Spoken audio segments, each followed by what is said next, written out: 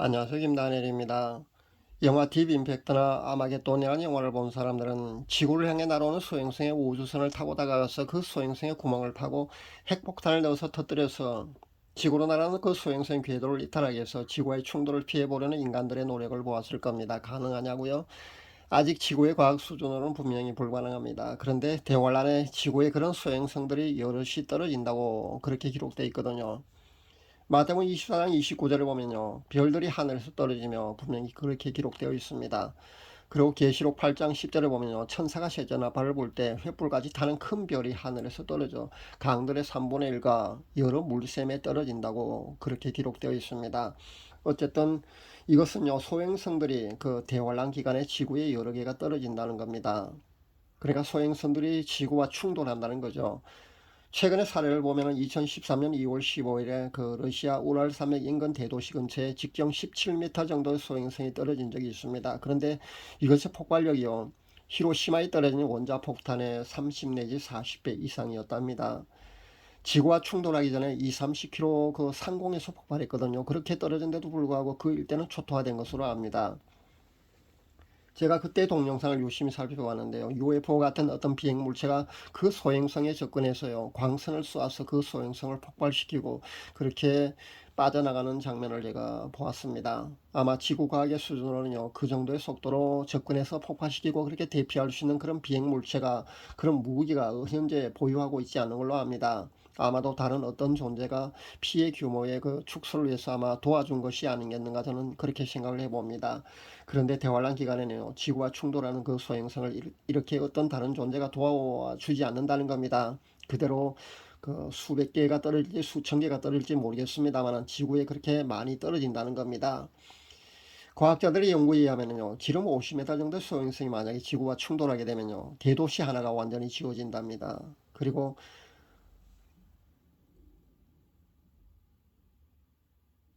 지름 160m 정도의 소행성이 만약 충돌하게 되면요, 맨하탄 도시 전체가 사라질 정도랍니다. 그리고 지름 300m 이상의 소행성이 만약에 그 떨어지게 되면요, 대륙 하나가 그냥 박살나 버린답니다.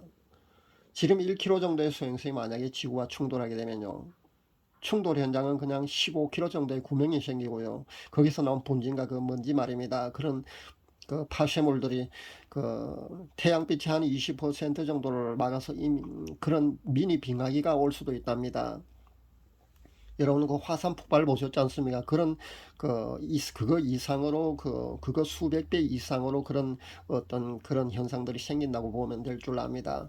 그런데 지름 10km 정도의 그 소행성이 만약에 지구와 충돌하게 되면요, 그대로 인류는 멸망할 수밖에 없답니다. 부디 대환란 때 지구에 떨어지는 소행성의 크기가 작았으면 좋겠습니다. 그리고 그 숫자가 적었으면 좋겠습니다. 그런데 성경에 보면요, 이것이 강과 물샘에 떨어진다고 그렇게 기록되어 있거든요. 만약에 바다에 떨어진다면 해일이 발생할 텐데 우리가 상상하기 힘든 그런 해일도 아마 발생할 겁니다. 제가 살고 있는 울산은요, 차로 15분 정도만 나가게 되면 바다가 나오거든요. 근데 몽돌 해수욕장이라고 있는데 그 근처에 보면 가끔씩 너울성 파도가 칩니다. 그래서 그 파도를 구경하기 위해서 관광객들도 오거든요. 근데 1년에 한두 번 정도, 한두 명 정도는 그렇게 그 파도를 구경하러 왔다가요, 그 파도에 휩쓸려서 죽은 그 관광객도 사실 그런 사고도 발생합니다. 저도 가끔씩 거기 구경하러 갑니다만은 실제 50cm 정도의 그 파도만 쳐도요, 해일이 덮쳐도요, 사람이 휩쓸려서 죽을 수 있다고 합니다. 그런데 해일이 만약에 20 내지 30m 그 정도의 높이의 해일이 만약에 그 해안가로 닥친다고 한번 상상해 보십시오. 그렇다면은 그런 해안가에 사는 그 해일이 덮쳐오는 바닷가에 사는 사람들은 그대로 아마 수장되어 버리지 않을까 저는 생각해 봅니다. 누가복음 21장 25절에 보니까요, 이를 성신에는 징조가 있겠고 땅에서는 민족들이 바다와 파도의 우는 소리를 인하여 혼란한 중에 공고하리라, 분명히 그렇게 기록되는데 아마 이 장면이 해일이 닥치는 그 장면을 아마 기록한 그 성경 구절이 아니겠는가 생각해 봅니다. 수십 미터 높이의 해일이 밀려올 때는요, 엄청난 굉음이 있는 걸로 압니다. 이렇게 대환란 기간에 이 지구상에요, 닥칠 재앙들을 우리가 본다면요, 생각하면요, 우리가 재난 영화로 보는 것 이상으로 아마 그런 재앙들이 이 대환란 기간에 그 지구에 닥친다는 겁니다. 그러니까 휴거되지 못하고 만약에 남겨진다면요, 이런 끔찍한 상황 속에서 여러분이 생존해야 된다는 것을 잊지 마시기를 바랍니다. 그렇다면 이번에는 본격적으로 깊은 산속 자연인형으로 생존할 수 있는 생존 유형에 대해서 한번 알아보도록 하겠습니다. 첫 번째는 가급적 은행 계좌가 동결되기 전에 현금을 많이 확보하시라는 겁니다. 가상화폐가 분명히 아마 실시될 겁니다. 그렇지만 2030년 안에는 그래도 시골 시장까지 가상화폐로만 통용되지 않고 그런 분명히 허점이 있을 거로 저는 봅니다. 그렇다면 수시로 생필품을 여러분이 구입하는데 현금을 보유하고 있으면 아마 용이하지 않을까 생각해 봅니다. 두 번째는요, 산속 비밀 도피처를 자연인처럼 외부로 드러난 그런 건물을 지어서는 안 된다는 겁니다. 나는 자연인이라는 그런 프로그램은 섭외자가 자연인을 찾아낼 때요, 항공지도로 그렇게 찾아낸답니다. 그 항공지도를 보고 찾아내는데요, 산속에 자연인이 집을 지어놓은 거 말입니다. 그런 건물에 지붕이 보인다는 겁니다. 그렇게 찾아내서 섭외하고 촬영을 한답니다. 그러니까 그 정도 드러나게 도피처를 만들면 쉽게 발각될 수 있다는 것이니까 여러분 참고해서요, 더 비밀스럽게 그렇게 도피처를 마련할 수 있기를 바랍니다. 세 번째는요, 장소 선정 시 하늘 아래 첫 동네, 그러니까 반드시 오지어야 한다는 겁니다. 또 식수와 저수지가 인근에 있는 곳을 선정하는 것도 중요합니다. 왜냐하면 낚시 도구와 통발을 준비하면요, 민물 고기라든가 징거미 같은 그런 민물 생명체를 잡아서요, 여러분이 단백질 공급을 할 수 있는 곳, 그런 곳을 선택하면 좋습니다. 제 고향에도 그런 곳이 세 군데나 있거든요. 그런 도피처가 아마 도피처의 장소로 아마 적격이지 않을까 저는 생각해 봅니다.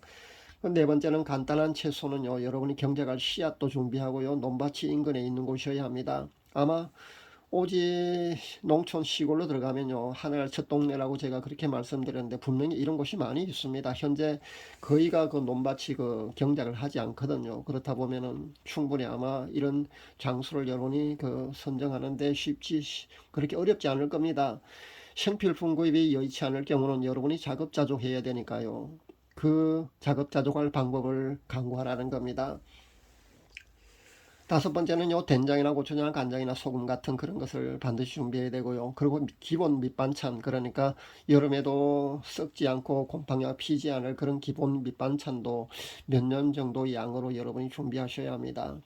전 빠르면은 1, 2년 정도만은 그렇게 도피처에 숨어 지낼 수 있으면 된다고 생각해 보거든요. 길게는 3년 6개월 정도고요. 어떤 사람들은 7년 환란 전에 휴거가 있을 거로 보고 7년을 먹거리 준비해야 된다고 생각을 하는데 저는 그렇게 보지는 않습니다. 대환란 기간에 아니면 대환란 기간 전에 저는 있을 걸로 보기 때문에 빠르면 1, 2년 정도만은 그렇게 도피하면 된다고 봅니다. 길면 3년 6개월 정도 보고요. 그런 계산이 나옵니다. 그러니까 참고할 수 있기 바랍니다. 여섯 번째, 우리나라의 겨울은 깊은 산속에서 생존하기가 매우 힘든다는 사실을 분명히 말씀드립니다. 방안에 대비한 그런 방안용품이라든가 아니면 여기에 대비한 그런 디테일한 계획을 여러분이 따로 세우셔야 한다는 겁니다.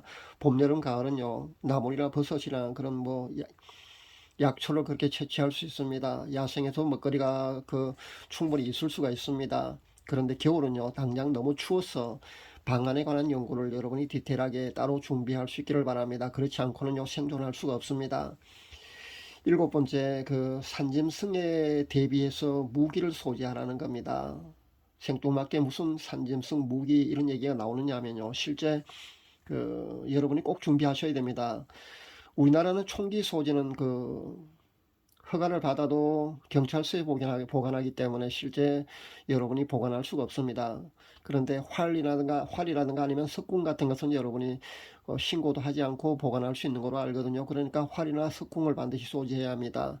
그리고 장작을 펴려면 도끼가 필요하고요. 아니면 서바이벌형 나이프도 구입해야 되고, 정글도가 반드시 있어야 합니다. 정글도가 한 5, 60cm 정도 되는데 톱이 등 부분에 있기 때문에 이게 위험 무기 따로 신고를 하지 않아도 아마 개인이 보관할 수 있는 걸로 압니다. 그러니까 그것도 준비해야 되고요. 삽이라든가 톱이라든가 괭이라든가 이런 것도 기본 캠핑 용품과 함께 또 극한 생존 용품도 그렇게 따로 구입해서 여러분이 준비하셔야 된다는 겁니다. 제가 왜 산짐승에 대비해서 그런 무기를 소지해라고 그렇게 주문을 하느냐면요. 제가 20살 때 분명히 제 고향에서 늑대를 실제 목격했습니다. 실제 있습니다. 그리고 몇 년 전에는요. 한 5년 정도 전인가요? 제가 대낮에 연못에 그 물 마시러 내려온 시라소니 2마리도 직접 보았거든요. 아마 그 시라소니 그 엄마와 새끼인 것 같더라고요. 그 큰 놈 하나 작은 놈 하나 그렇게 저하고 1초 정도 조우했습니다. 그렇게 눈이 마주치고 바로 숲속으로 숨어버리더군요. 분명히 시라소니가 있는 것을 보았습니다. 시라소니 사이즈가 진돗개 사이즈보다 약간 크거든요. 그러니까 낮에 보통 사람을 공격하진 않습니다. 그러나 늑대나 그 호랑이 정도는 아마 사람을 공격할 수도 있다고 봅니다. 그러니까 호랑이도 공식적으로 우리 한반도에 살고 있지 않다고 그렇게 발표를 하고 있지만요. 실제로는 저는 아니라고 봅니다. 개체수가 적어서 사람들의 눈에 잘 띄지 않을 뿐요. 호랑이도 실제 우리나라에 존재하는 것으로 저는 압니다. 그러니까 깊은 산속에 혼자 아니면 두세 명 정도 여러분이 살려면요. 반드시 자신을 지킬 수 있는 그런 무기가 필요한 것도 여러분이 잊지 마시길 바랍니다. 꼭 여러분이 그 준비하지 않으면요, 여러분이 낭패를 당할 수 있습니다. 그리고 활 같은 것은요, 여러분이 단백질 공급에 실제 유용합니다. 산토끼라든가 아니면은 멧돼지 아니면 고라니 같은 것이 굉장히 흔하거든요. 그러니까 실제 수렵을 해서 그렇게 단백질 공급으로 실제 먹거리로 사용할 수도 있다는 겁니다. 그러니까 활 정도는 반드시 있어야 되리라고 저는 생각해 봅니다. 그리고 여덟 번째는요. 기본적인 쌀 구입은요, 벌레가 생기기 때문에 많이 구입할 수 없다는 겁니다. 그런데 보관하는 그런 방법을 찾아보아야 된다는 겁니다. 제가 지난번에 극한 생존 전문가가 페트병에 그렇게 쌀을 보관하면 오랫동안 보관할 수 있다고 하는 것을 제가 본 적이 있는데요. 여러분이 한번 그런 정보도 따로 여러분 찾아볼 수 있기를 바랍니다. 그런 자료를 여러분 정보를 찾아서요. 따로 연구해서 여러분이 보완할 수 있기를 바랍니다. 산속 폐가에서 15년 동안 그렇게 라면만 먹고도 그렇게 생존한 80대 노인도 제가 본 적이 있거든요. 그러니까 라면만 먹고도 15년 동안 그 살 수 있다면요. 제가 말한 그 대환란 기간 3년 6개월 길어봤자 아니면 1, 2년 정도는 라면만 먹어도 충분히 살지 않을까 저는 생각해 봅니다. 그러니까 극한 상황에서 생존하는 거니까요. 그러니까 생명만 부지하면 되는 거니까요. 충분히 가능하지 않을까 저는 생각해 봅니다. 그리고 아홉 번째는요. 스마트폰은 아마 위치 추적이 될 겁니다. 그래서 사용이 불가하다는 겁니다. 다른 대책을 세워야 된다는 겁니다. 열 번째는 그 지병을 가지고 있는 사람은요. 따로 약을 준비해야 합니다. 많이 확보할 수 있기를 바라고요. 그리고 구급약이라든가 감기약이라든가 그런 비상약품을 반드시 꼭 준비해야 될 겁니다. 대환란 기간에 약국에 가서 병원에 가서 그렇게 진료를 받을 수가 없으니까요. 그것을 꼭 대비할 수 있기를 바랍니다. 이렇게 10가지 정도를 제가 여러분에게 팁을 여러 개 드립니다. 정보를 드립니다. 이번에는 무인도 자연인형에 대해서 말씀드릴까 합니다. 깊은 산속 자연인형보다 아마 무인도 자연인형이 아마 장점이 더 많지 않을까 저는 생각해 보았습니다. 첫 번째는 해산물 즉 먹거리가 풍부하다는 겁니다. 낚시도구와 그 통발 정도만 준비하면요. 그 여러분이 먹거리가 충분히 확보할 수 있다는 겁니다. 그래서 해산물로 여러분이 죽지 않고요, 굶어 죽지 않고 충분히 살 수 있다는 겁니다. 물론 성경에 보면은 강이나 바다의 오염이 되는 거로 그렇게 나옵니다만 모든 바다가 오염되고 모든 강이 오염되는 건 분명히 아니거든요. 그러니까 거기 사는 생물들이 해산물들이 모두가 죽는 것은 분명히 아니라고 봅니다. 그렇게 본다면은 무인도 자연인형이 아마 깊은 산속 자연인형보다는 더 생존하기가 유리하지 않을까 생각해 봅니다. 근데 단점이 있더라고요. 식수와 생활수가 부족하다는 겁니다. 그러니까 식수와 생활수에 관한 어떤 연구도 따로 하고 대비를 해야 될 줄 압니다. 그 대책만 세운다면 만약에 그렇다면요, 무인도 자연인형이 아마 좀 더 나아 보입니다. 남해나 서해 무인도가 많이 있는 걸로 압니다. 예전에 어부들이 살다가 지금은 텅 빈 무인도가 아마 많이 있을 걸로 압니다. 이 분야도 개척하고 계획을 세워보면요, 좋을 듯 합니다. 한 가지 단점이 더 있는데요. 그게 뭐냐면은 소행성 충돌에서 만약에 자신이 숨은 무인도 쪽으로 해일이 오지 않아야 된다는 그런 것도 아마 염두에 두어야 하지 않을까 생각해 봅니다. 소행성 충돌이 육지에만 떨어진 게 아니고요. 강에만 떨어진 게 아니고 분명히 바다에도 떨어질 거라고 저는 보거든요. 그러니까 소행성이 한두 개가 떨어진 게 아니고요. 제가 보기에는 수백 개가 떨어지지 않을까, 수천 개가 떨어지지 않을까 생각합니다. 그렇게 지구가 초토화된다는 겁니다. 제가 예전에 달에 그 소행성이 충돌하는 광경을 제가 그 카메라로 동영상 촬영해서 제가 본 적이 있는데요. 그거 굉장하더라고요. 그렇게 대환란 기간에는 그 지구의 그 소행성들이요, 비 오듯이 그렇게 수천 개가 닮아 떨어지지 않을까 저는 그렇게 예상해 봅니다. 거기에 대한 우리가 대비를 해야 된다는 겁니다. 제가 사실은 세 번에 걸쳐서 이런 정보를 사실 드리려고 했거든요. 근데 이번 한 번으로 그렇게 요약해서 이런 생존 정보를 드리는 이유는요, 바로 앞 동영상에서 제가 분명히 설명했습니다. 그때 남겨질 사람들은요, 본인들이 제가 이렇게 소스만 제공하는데 여기에다가 여러분이 디테일하게 더 연구하고요, 계획을 따로 세워서 그렇게 대비할 수 있기를 바랍니다. 마지막으로 캠핑카를 구입해서 그 때로는 머물고 아니면 위험이 감지되거나 어떤 상황이 발생했을 때 얼른 이동해 버리는 그런 캠핑카로 도피하는 행위에 대해서 말씀드릴까 합니다. 몇 년 전부터 젊은이들이나 그 은퇴자나 아니면 노후를 즐기는 사람들이 캠핑카를 구입해서 그렇게 전국 일주를 하면서 자유로이 그렇게 인생을 즐기는 사람들이 많아진 것 같더라고요. 제가 연구를 하면서요, 세 가지 생존 요령 중에 아마 제가 보기에는 이것이 가장 효율적이고 그렇게 편리한 그런 생존 방식이 아닐까 그렇게 생각해 보았습니다. 그런데 이것을 아셔야 합니다. 웬만한 국도는요, CCTV가 다 깔려 있습니다. 그러니까 범죄자를 잡기 위한 CCTV가 웬만한 국도, 시골도 다 깔려 있거든요. 그런데 오지 정도는 그 CCTV가 없다는 겁니다. 제 고향 정도도 그 밖에 있지 그 안에까지는 없거든요. 그러니까 그런 곳을 여러분이 피해 다니셔야 된다는 겁니다. 그러니까 봄, 여름, 가을 정도는 가급적 한 지역에 머물고요. 그 깊은 숲속 자연인처럼 그렇게 생활하시고요. 겨울은 캠핑카 속에서 생활한다거나 아니면 위험이 감지될 경우는 여러분이 그냥 피하시면 되는 거죠. 그렇게 도피한다면 아마 이 유형이 아마 가장 적합하지 않을까 저는 생각해 봅니다. 제 고향에도 아까도 말씀드렸습니다만은 그렇게 도피할 그런 유력 후보지가 사실 세 군데나 있거든요. 전국에 그런 오지도 아마 많이 있을 걸로 합니다. 전국에 그런 장소가 많이 있을 겁니다. 얼마든지 붙잡히지 않고요, 그렇게 숨어 달릴 수 있을 것 같습니다. CCTV가 물론 많이 설치되어 있지만요, 그런 곳을 피해 다닌다면 아마 길어야 3년 6개월 정도니까요. 그리고 짧다면 1, 2년 정도만 그렇게 피해 다니면 되니까요. 좀 더 디테일한 그런 계획을 만약에 여러분이 세우시고 연구해 본다면요, 아마 충분히 가능하지 않을까 생각해 봅니다. 그리고 생존 유형 세 가지 중에 제가 마지막으로 소개하는 이 캠핑카를 이용하는 이 방법 말입니다. 여기에다가 깊은 숲속 자연인형을 믹스해서요, 그렇게 여러분이 생존하시면 아마 충분히 가능하리라고 저는 생각해 봅니다. 물론 집단적으로 생활하는 것은 불가능하겠지만요, 그렇게 한두 명 아니면 두세 명 정도가 그렇게 힘을 합쳐서 그렇게 생존을 하려고 애를 쓴다면 아마 충분히 살아남을 수 있다고 저는 생각해 봅니다. 그래서 조금 더 디테일하게 계획을 세우고요, 생존 전략을 따로 지금부터 연구해 보시라는 겁니다. 휴가가 정 자신 없는 사람들, 그리고 아니면은 여기에 제 구독자분들 중에도 크리스찬이 아닌 사람도 있더라고요. 그러니까 크리스찬이 아닌 사람들이 생존하는 방법도 분명히 찾아야 될 것 아닙니까? 그렇다면은 그렇게 생존 방식을 여러분이 좀 더 연구하고 그렇게 대비하면 아마 가능하리라고 저는 생각해 봅니다. 그렇게 생존 방식을 여러분이 한번 스스로 계획을 세우고요, 좀 더 연구해서 그래 마련할 수 있기를 바랍니다.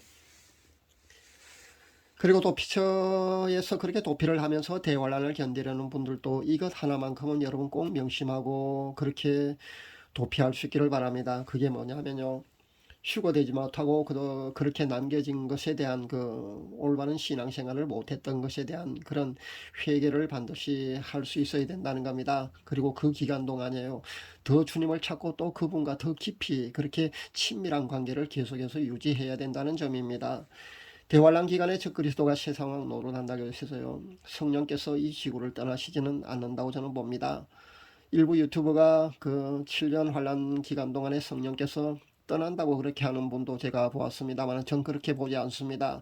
구약 시대부터 시작해서요, 지금도 성령님은 우리와 함께 계십니다. 그리고 마찬가지로요, 잠시 몇 년 동안, 그러니까 적그리스도가 통치하는 그 세상에 되었다고 해서 성령께서 떠나시지는 않는다고 봅니다. 오히려 남겨진 자들을요, 성령께서는 끝까지 보호하시고 그렇게 인도하실 것이라고 저는 생각합니다. 그러니까 대월 안에 그 잠시 그 기간만 지나면은 예수님이 직접 다스리는 그런 천년 왕국이 이 땅에 펼쳐지거든요. 그런데 성령님이 왜 이 지구를 떠나시겠습니까? 일부 성령님이 떠나실 거라는 그런 그 견해를 내놓는 그런 유튜브도 보았는데요. 저는 그렇지 않을 걸로 봅니다. 그러니까 여러분이 그 기간 동안 말입니다. 도피처에서 대피하는 그 기간 동안에 그렇게 생존하는 동안에 더욱더 성령님과 깊이 교통할 수 있는 그런 시간으로 여러분이 만드셔야 된다는 겁니다. 그러니까 남겨진 그 기간만큼은요, 식사하고 잠자는 그 시간 외에는 거의 모든 시간을 사랑하는 우리 주님과 깊이 교제하는 그런 시간으로 여러분은 가득 채울 수 있기를 바랍니다. 그렇게 주님과 뜨겁게 교제하고 성령님과 친밀하게 교제하는 그런 시간을 갖다가 그렇게 살아남으셨다가 우리 주님이 다스리시는 그 천년왕국이 될 때 여러분이 이 세상에 다시 나타나면 됩니다. 그렇게 여러분이 나오시면 되는 겁니다. 그렇게 뜨겁게 사랑하는 우리 주님과 밀월 관계를 유지하면서 여러분이 살아남을 수 있기를 바랍니다. 세 번에 걸쳐서 제가 정보를 드리려다가 이렇게 한 번으로 요약해서 이렇게 전합니다. 여러분이 더 연구하고요, 보완해서요, 여러분이 또 빛에서 꼭 생존할 수 있기를 바랍니다. 감사합니다.